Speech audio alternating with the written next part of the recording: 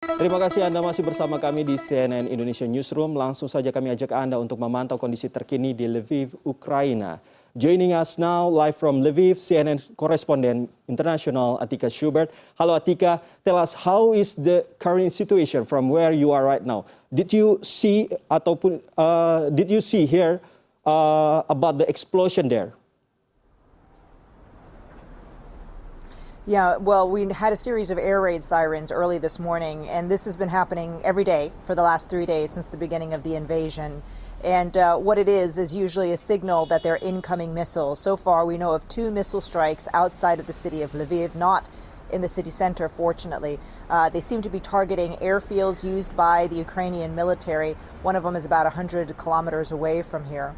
But it's keeping the city on edge. Otherwise, this is still the safest place in the country. And this is why we're seeing thousands of people coming here from the capital city of Kiev and from other cities where there is ongoing fighting.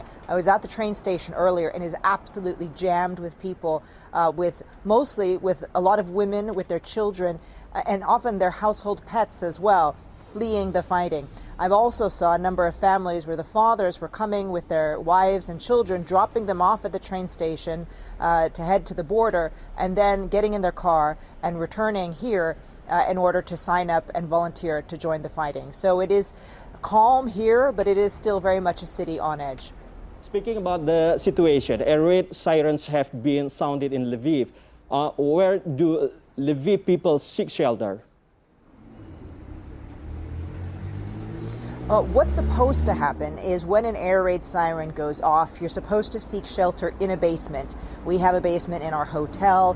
Not everybody has a basement in their home, however, or if they're out on the street. So what they've done is they've designated churches, which often do have basements, as shelter places for people to go. Also, if there are any underground stations, they're requested to go there if they hear an air raid siren. There are a few other security provisions that have been put in place. There is now a curfew here from 10 p.m. until 6 a.m. and it's lights out, meaning that no lights should be lit after that time. And that's a measure of preventative security to try and prevent anyone from being targeted with a strike. In addition to that, military has now set up checkpoints outside of Lviv in order to keep an eye on who is coming and going from the city. So again, even though this is the safest part of the country, it's still on edge, and you still very much feel that this is a country at war. But based on our information, Ukrainian President Volodymyr Zelensky said Russian forces are closing in on Kiev and fencing on the capital from the north and the east. What could happen next? Well, you know, it's really interesting because yesterday Russian troops had managed to get as far as the northern district of the city, but it appears they met very stiff resistance. Perhaps the Ukrainian military and residents fighting back much more strongly than the Russian offensive had predicted. They didn't seem to make much progress.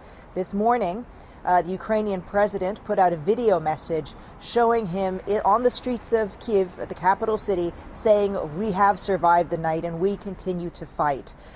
So it's clear that sort of defiance is what's driving a lot of the resistance to Russian troops coming in. The question is, how long can the capital city hold out? We now understand from our team in Kiev that Russian troops have been able to nearly surround the city.